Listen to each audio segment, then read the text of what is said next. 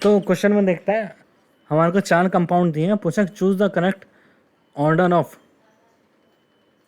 Basicity. Basicity तो अगर हम देखें इन दोनों पे लग रहा है SI या फिर जिसको SIP इफेक्ट भी कहते हैं, स्टेरिक इनिबिशन इन रेजोनेंस या फिर स्टेरिक इनिबिशन इन प्रोटोनेशन, है ना। जैसे अमीन जो ग्रुप है, अमीन है ना, अमाइन, तो एनिलीन में क्या होता है, एनिलीन में अगर ऑर्थो पोजिशन पे कोई भी हमारे पास ग्रुप लग जाते हैं तो अगर इसमें H+ अटैक करता है उसमें रेजोनेंस या फिर उसको प्रोटोनेशन में क्या करते हैं, स्टेरिकली वो इनिबिट करते हैं ना।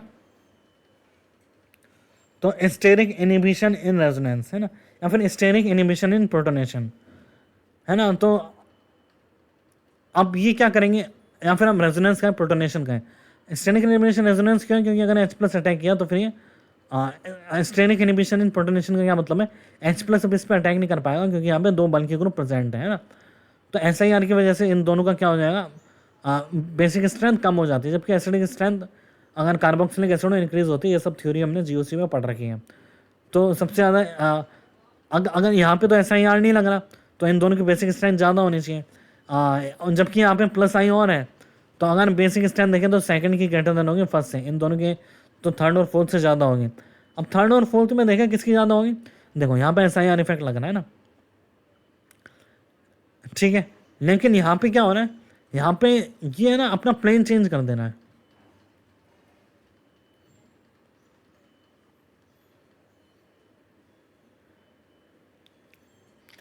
ना, यहाँ पे प्लेन चेंज कर देना है। ये CH3 ऊपर गया और यहाँ CH3 नीचे चले गया ना, NO2। अब ये प्लेन चेंज करने के कारण ये तो इसके साथ एनिलीन रेजोनेंस में जा ही नहीं पा रहा नाइट्रोजन। तो देखो यहाँ पे इसका अभी बेसिक स्ट्रेंथ थोड़ी बहुत बनी हुई है क्योंकि नाइट्रोजन का लोन पेयर रेजोनेंस में जा रहा है ना, तो इसका बेसिक स्ट्रेंथ कुछ कम है। देखो अगर लोन पेयर रेजोनेंस में इन्वॉल्व हुआ, ठीक है, हम कैसे देखेंगे, यहाँ लोन पेयर रेजोनेंस में इन्वॉल्व है ना, बेंजीन रिंग के साथ, तो अवेलेबिलिटी ऑफ लोन पेयर क्या हुई, कम हो गई। अब यहाँ लोन पेयर रेजोनेंस में जा ही नहीं रहा है क्योंकि प्लेनर मॉलिक्यूल है ही नहीं। ये CH3 एक अबव द प्लेन है और एक है बिलो द प्लेन है, तो नाइट्रोजन इस वाले रिंग के साथ तो रेजोनेंस कर ही नहीं पाएगा। अगर एक रिंग, एक कंपाउंड ऐसे CH3 अबव और ये और नाइट्रोजन यहाँ है और एक बेंजीन रिंग यहाँ है ना, तो क्या नाइट्रोजन इसके साथ यहाँ प्लेन sp2 बन पाएगा, नहीं बन पाएगा, है ना। ये प्लेन में है ही नहीं एक, तो ये इसके साथ रेजोनेंस नहीं कर पाएगा। तो हम थर्ड और फोर्थ की बात करें, थर्ड और फोर्थ में तो ये तो फुल अवेलेबल है ना, ये क्या फुल अवेलेबल है। तो बेसिक स्ट्रेंथ क्या है, फोर्थ की ज़्यादा है। थर्ड में फोर्थ की देखें तो यहाँ फोर्थ आएगा, यहाँ क्या आएगा, थर्ड आएगा, तो ये गलत है। The magnitude of PKB difference between 1 and 2, ठीक है, यहाँ पे +I लग रहा है तो यहाँ PKB का डिफरेंस बहुत कम है ना।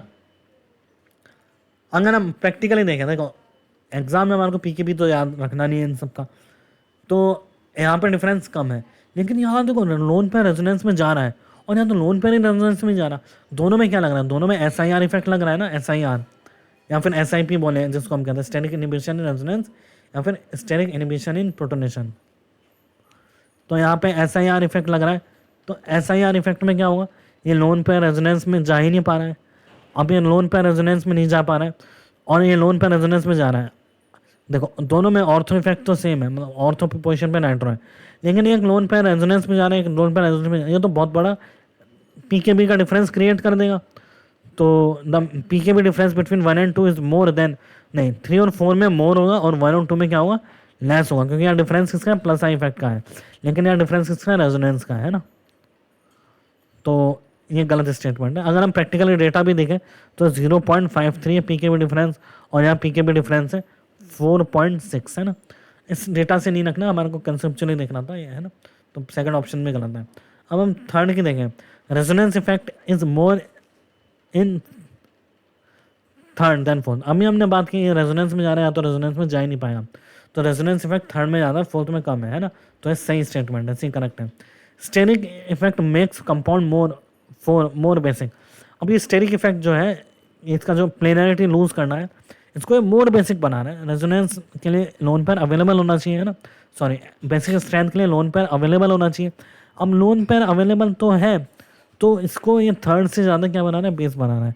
तो steric effect makes compound 4, compound जो 4 है वो मोर बेसिक है देन कंपाउंड 3, क्योंकि ये रेजोनेंस में जा रहा है, लोन पेयर रेजोनेंस में जा रहा है और यहाँ लोन पेयर रेजोनेंस में नहीं जा रहा।